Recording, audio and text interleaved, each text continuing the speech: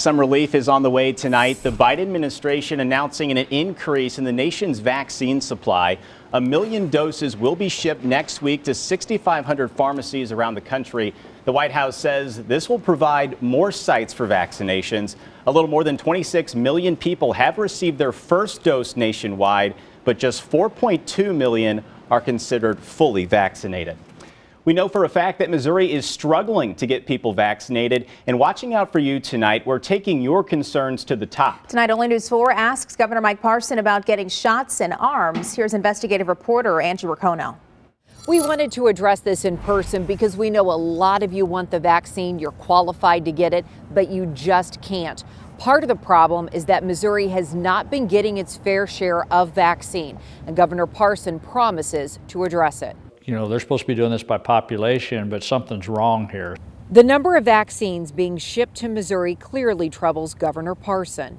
Today he addressed it in a governor's phone call with the White House. Because that's a real problem for us when you look at the shortage of doses for anybody.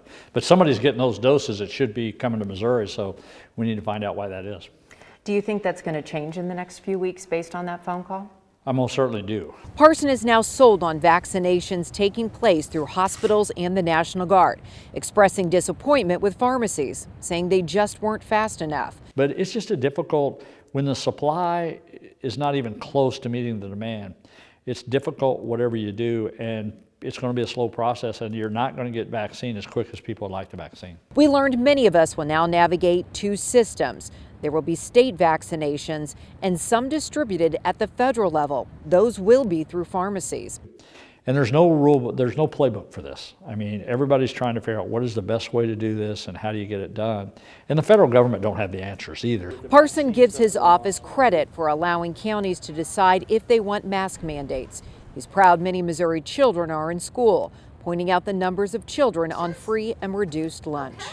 I think it all come back to a balanced approach. There's no easy answers. Nobody had the answers. And I will just tell you, I mean, whatever decisions you made, you could argue a lot of them both ways. You know, there was people that was very passionate on both sides of it. The governor promises St. Louis and other metro counties will catch up quickly. He actually thinks that will be the easier part of vaccine distribution. He immediately agreed denser communities with minority populations need to be focused on because they are underserved and they are at higher risk.